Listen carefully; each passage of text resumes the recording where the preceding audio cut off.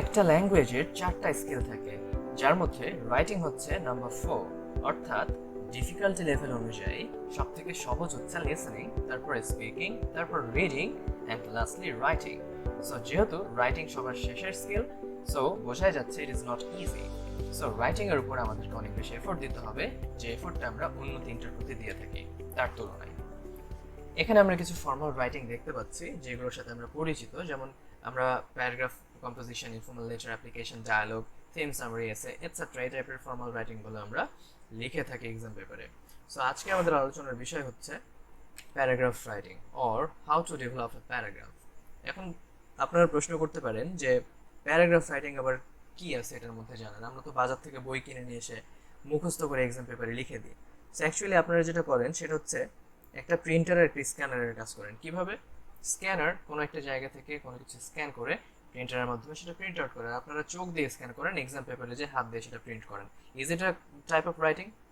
যদি এটা রাইটিংয়ে হতো, আপনারা যেটা করছেন সেটা যদি রাইটিংয়ে হতো, তাহলে টপিকের নাম রাইটিং কেন হলো? সেটার নাম তো মেমোরাইজেশন হতে পারতো। সো কি আছে প্যারাগ্রাফ রাইটিং এর মধ্যে, এটা জানার জন্য শেষ পর্যন্ত ভিডিওটি আপনাকে দেখতে হবে। So let's start how to develop a paragraph. প্রথমে আমাদেরকে জানতে হবে যে একটা প্যারাগ্রাফের মধ্যে কয়টা অংশ থাকে, বা একটা প্যারাগ্রাফের অংশ কয়টি। সো আমরা দেখতেই পাচ্ছি এখানে একটি স্যাম্পল টেক্সট দেয়া আছে বা প্যারাগ্রাফের মতো দেখা যাচ্ছে। এই প্যারাগ্রাফে তিনটা অংশ আছে, প্রধান তিনটা অংশে একটা প্যারাগ্রাফকে ভাগ করা হয়। প্রথম অংশটি হচ্ছে টপিক সেন্টেন্স, অর্থাৎ প্যারাগ্রাফের যে গ্রেন সেন্টেন্সটা আমরা দেখতে পাচ্ছি একদম শুরুর সেন্টেন্সটি, এটি হচ্ছে টপিক সেন্টেন্স। তারপরে যে অংশটি থাকে প্যারাগ্রাফে সেটি হচ্ছে সাপোর্টিং ডিটেলস, অর্থাৎ দ্বিতীয় সেন্টেন্স থেকে শুরু করে শেষ সেন্টেন্সের আগ পর্যন্ত মাঝখানে যে অংশটুকু আমরা দেখতে পাচ্ছি এটাকে বলা হচ্ছে সাপোর্টিং ডিটেল বা হচ্ছে সাপোর্টিং সেন্টেন্সেস, যেটি টপিক সেন্টেন্সটিকে সাপোর্ট করছে। অ্যান্ড ফাইনাল 3 নম্বর অংশটি হচ্ছে কনক্লুডিং সেন্টেন্স, অর্থাৎ একটি প্যারাগ্রাফের শেষের সেন্টেন্স। তাহলে একটা প্যারাগ্রাফকে তিনটা অংশে ভাগ করা হচ্ছে। প্রথম সেন্টেন্সটিকে বলা হচ্ছে প্যারাগ্রাফের টপিক সেন্টেন্স, মাঝখানের অংশটুকুকে বলা হচ্ছে সাপোর্টিং ডিটেলস, এবং লাস্ট সেন্টেন্সটিকে বলা হচ্ছে concluding sentence. Let's talk about topic sentence. Topic sentence আসলে কি?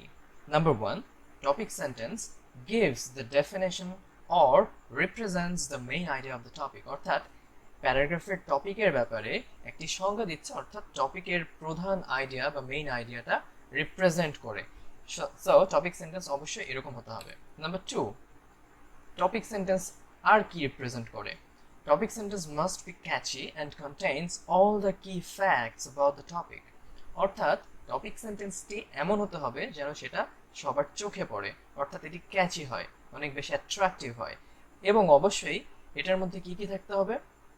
অল দ্য কি ফ্যাক্টস, অর্থাৎ সব গুরুত্বপূর্ণ তথ্যগুলো এর মধ্যে থাকতে হবে টপিকের ব্যাপারে। And number 3, should be complex or complex compound sentence, অর্থাৎ টপিক সেন্টেন্সটা একটা কমপ্লেক্স সেন্টেন্স অথবা কমপ্লেক্স কম্পাউন্ড সেন্টেন্স হওয়া উচিত, যেহেতু এর মধ্যে আমরা অনেকগুলো ইনফরমেশন দিব। সো একটা সিম্পল সেন্টেন্স অনেক বেশি তথ্য দেওয়া সম্ভব হয় না। So that's why topic sentence should be a complex or complex compound sentence. So আমরা জানলাম যে টপিক সেন্টেন্স আসলে কি বা কেমন হয়। এখন আমরা জানবো সাপোর্টিং ডিটেলটা আসলে কি। Supporting detail contains sentences relevant to the topic that support the topic sentence. These sentences must be coherent according to the topic of the paragraph. Unnecessary ideas should be ignored in a paragraph. অর্থাৎ বলা হচ্ছে যে supporting ডিটেলটা relevant টপিকের সাথে relevant যেই তথ্যগুলো আছে বা যে বিষয়গুলো আছে সেই বিষয়গুলো রিপ্রেজেন্ট করে, এবং এটি অবশ্যই টপিকের সাথে রিলেভেন্ট হওয়া লাগবে, এবং সেন্টেন্সগুলোর মধ্যে একটার সাথে আরেকটার সম্পর্ক বা কানেক্টিভিটি থাকতে হবে, কোহেরেন্ট হতে হবে। অবশ্যই আপনি অপ্রাসঙ্গিক কোনো কিছু সাপোর্টিং ডিটেলে লিখতে পারবেন না, এবং অবশ্যই অপ্রয়োজনীয় যে বিষয়গুলো, আননেসেসারি আইডিয়াস, যেগুলো টপিকের সাথে একদমই যায় না, সেই আইডিয়াগুলো প্যারাগ্রাফের মধ্যে লেখা যাবে না। সো সাপোর্টিং ডিটেলটা মেইনলি ইন শর্ট টপিক সেন্টেন্সের এলাবোরেশন, অর্থাৎ ব্যাখ্যা বা বর্ণনা। যেই তথ্যগুলো আপনি টপিকের ব্যাপারে ছোট ছোট তথ্যগুলো টপিক সেন্টেন্স আপনি দিতে পারছেন না, সেগুলো আপনি সাপোর্টিং ডিটেইলে টপিক সেন্টেন্সকে সাপোর্ট করার জন্য লিখতে পারেন। Next, concluding sentence. Concluding sentence should create a positive impression about the topic with a review or comment of the writer. Any kind of negative impression should be ignored while concluding a paragraph. For such paragraphs related to social or environmental problems, a solution can be perfect as a concluding sentence.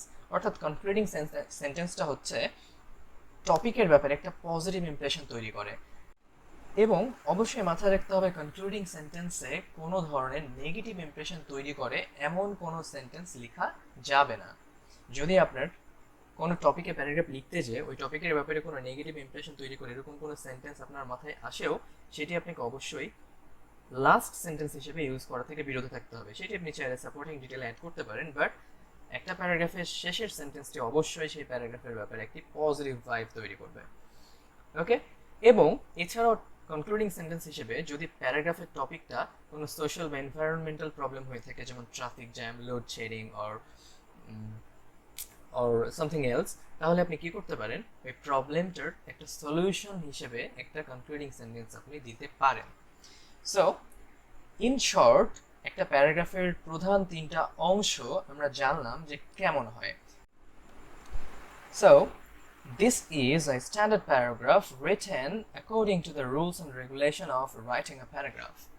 So এটি হচ্ছে একটা standard paragraph যেটা একটা প্যারাগ্রাফের, একটা আদর্শ প্যারাগ্রাফের সবগুলো বৈশিষ্ট্য carry করে। সো আমরা দেখতেই পাচ্ছি যে প্যারাগ্রাফটার টপিক সেন্টেন্সটি ব্লু মার্ক করা আছে এবং মাঝখানে সাপোর্টিং ডিটেলগুলো হোয়াইট মার্কে এবং লাস্ট কনক্লুডিং সেন্টেন্সটি গ্রিন মার্কে আছে। যদি আমি ইন শর্ট আপনাকে টপিক সেন্টেন্স আর কনক্লুডিং সেন্টেন্সটি পড়ে শোনাই, তাহলে আপনারা দেখতেই পাচ্ছেন, the person who works all day long in the field to grow crops for earning his livelihood is called a farmer. So a farmer প্যারাগ্রাফটির টপিক সেন্টেন্স হিসেবে এই সেন্টেন্সটি খুবই ভালো একটি সেন্টেন্স হতে পারে। কিভাবে? কারণ এই সেন্টেন্সটি একজন ফার্মারকে ডিফাইন করার জন্য যথেষ্ট। এর মধ্যে বেশ কিছু ইনফরমেশন আছে। সাপোজ একজন ফার্মার কোথায় কাজ করে, ওয়ার্কস ইন দ্য ফিল্ড, মাঠে কাজ করে, এই তথ্যটিও এই টপিক সেন্টেন্সের মধ্যে আছে। কেন কাজ করে? টু গ্রো ক্রপস, শুধু ঘাস কাটার জন্য কাজ করে না, বরং ফসল উৎপাদনের জন্য কাজ করে। এখন সে ফসল উৎপাদন কেন করে সেটার কারণ এখানে বলা আছে, for earning his livelihood is called a farmer, অর্থাৎ সে তার জীবিকা উপার্জনের জন্যই মাঠে ফসল উৎপাদন করে থাকে। সো এখন বিষয় হচ্ছে যে এত কিছু কেন টপিক সেন্টেন্সের মধ্যে ইনক্লুড করতে হয়। সো আপনি যদি কোনো টপিক সেন্টেন্সের মধ্যে সেই টপিক সম্পর্কে একটা পুরোপুরি ডেফিনেশন না দিতে পারেন, তাহলে কিন্তু সেই টপিক সেন্টেন্সটা যথাযথ হবে না। সাপোজ আপনার বাবা হচ্ছে একজন ইউনিভার্সিটির প্রফেসর, আপনাদের বাসার সামনে অল্প কিছু জায়গা আছে, জমি আছে। সো বাসার উঠানে অনেকেই গার্ডেনিং করতে পছন্দ করে, সবজি চাষ করতে পছন্দ করে। এখন আপনার বাবা শখবশত যদি দিনে 1 ঘন্টা সময় সবজি চাষের জন্য ব্যয় করে আপনাদের বাসার সামনে, তাহলে সে তো চাষ করছে, তাহলে কি আপনার বাবাকে কি আপনি প্রফেশন হিসেবে আপনি একজন ফার্মার বলবেন, ফার্মার বলবেন? Is it right? Of course not. So একজন ফার্মারকে ডিফাইন করার জন্য যতটুকু তথ্য দেওয়া খুবই দরকার, সবগুলো তথ্য আপনাকে টপিক সেন্টেন্সে দিতে হবে। এরপরে সাপোর্টিং ডিটেলে আপনি চাইলে যে তথ্যগুলো আপনি টপিক সেন্টেন্স ইনক্লুড করতে পারেননি, সে তথ্যগুলো, অর্থাৎ একজন ফার্মার প্রতিদিন কি করে, তার লাইফস্টাইল, সে কোথায় কাজ করে, কিভাবে করে, সব ডিটেল আপনি সাপোর্টিং ডিটেল অ্যাড করতে পারবেন সিম্পল সেন্টেন্সে। ওকে, নাও লাস্ট যে সেন্টেন্সটা, অর্থাৎ কনক্লুডিং সেন্টেন্স যেটিকে আমরা বলছি, সেটি অবশ্যই টপিকের ব্যাপারে একটি পজিটিভ ইমপ্রেশন তৈরি করবে।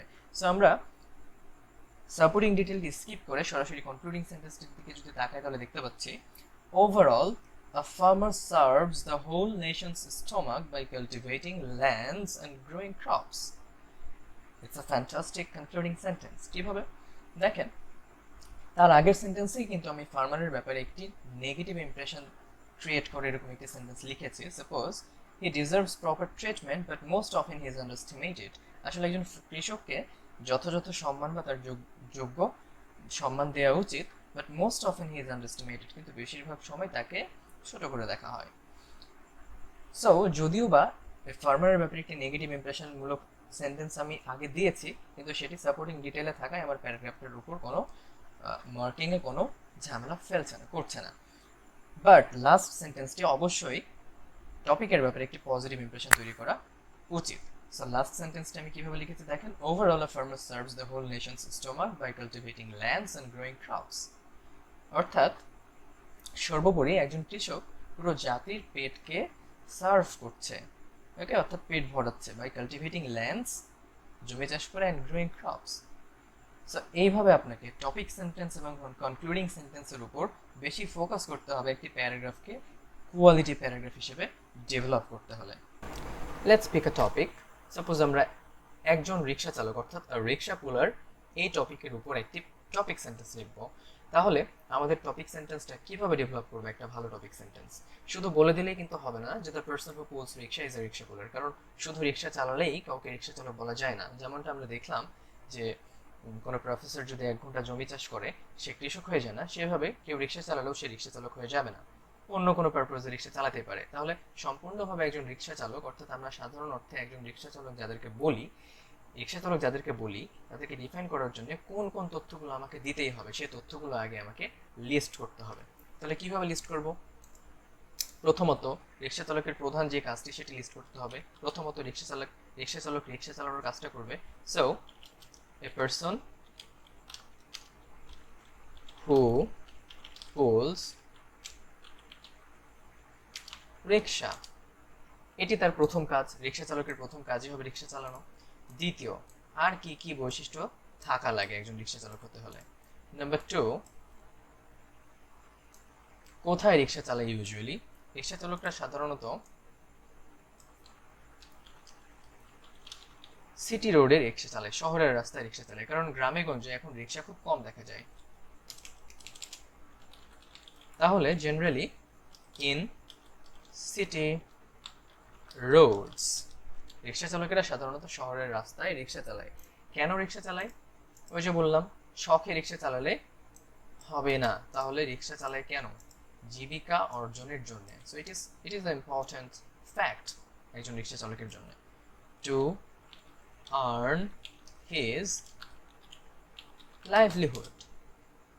সো জীবিকা উপার্জনের জন্য যারা রিক্সা চালায় তাদেরকে আমরা রিক্সা চালক বলতে পারি। আরেকটা তথ্য আমরা দিতে পারি, সেটা হচ্ছে যে পারসন হু পুলস রিক্সা কেন রিক্সা চালায়? To carry passengers. সো আমরা মোটামুটিভাবে 4টা ইনফরমেশন পেয়ে গেছি। এখন এই 4টা ইনফরমেশনকে আমরা টপিক সেন্টেন্সের বৈশিষ্ট্য অনুযায়ী একটা কমপ্লেক্স সেন্টেন্সে ফর্ম করতে পারলে 4টা ইনফরমেশন দিয়ে ওই কমপ্লেক্স সেন্টেন্সটা can be a great topic sentence. So let's try.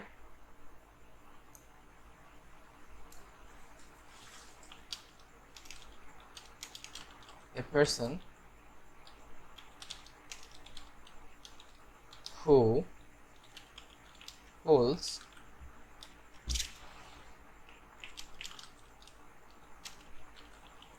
rickshaw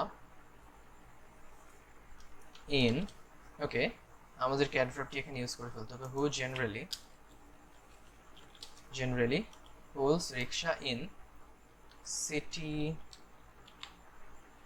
roads. So খেয়াল করে দেখেন, প্রথম ইনফরমেশন এবং দ্বিতীয় ইনফরমেশনটি আমাদের দেয়া হয়ে গেছে। এখন বাকি আছে 2টা। ইন সিটি রোডস কিসের জন্য রিক্সা চালায়? টু ক্যারি প্যাসেঞ্জার্স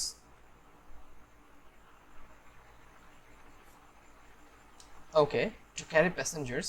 এখন প্যাসেঞ্জার নেওয়ার জন্য রিক্সা চালায় এবং আরও একটা কারণে সে রিক্সা চালায়। কিসের জন্য? Two earn his livelihood. শখে চালায় না, কিন্তু জীবিকা উপার্জনের জন্য চালায়। সো এটাও একটা গুরুত্বপূর্ণ তথ্য যেটা দিতে হবে। To earn his livelihood is called a rickshaw puller. So এইভাবে লিস্ট যদি করা যায় কোনো টপিকের ব্যাপারে, গুরুত্বপূর্ণ তথ্যগুলো, যে তথ্যগুলো ওই টপিকটাকে কমপ্লিটলি রিপ্রেজেন্ট করে, এই তথ্যগুলো লিস্ট করার পরে আমি সেই লিস্ট থেকে বেছে বেছে আমি হচ্ছে যে তথ্যগুলো নিয়ে একটা সেন্টেন্স ফর্ম করছি। সেভাবে যদি একটা কমপ্লেক্স সেন্টেন্স ফর্ম করা যায় এবং এরকম করে সেন্টেন্স তৈরি করার অভ্যাস গড়ে তোলা যায়, তাহলে যে কোনো প্যারাগ্রাফের টপিক সেন্টেন্স প্রচলিত বইগুলোতে লেখা থাকা প্যারাগ্রাফের টপিক সেন্টেন্সের তুলনায় 10 টাইমস বেটার হবে। সো আজকে আমরা একটা টপিক সেন্টেন্স কিভাবে ডেভেলপ করতে হয় সেটা প্র্যাকটিক্যালি দেখলাম, এবং একটা প্যারাগ্রাফের বাকি অংশগুলো কিভাবে ডেভেলপ করতে হয় সেটা জানতে হলে আমাদের একাডেমিতে আপনারা যোগাযোগ করতে পারেন, কারণ 10 মিনিটের ভিডিওতে কমপ্লিট একটা প্যারাগ্রাফ কিভাবে ডেভেলপ করতে হয় সেটা দেখা পসিবল না। So if you have any query, feel free to ask your questions through comments.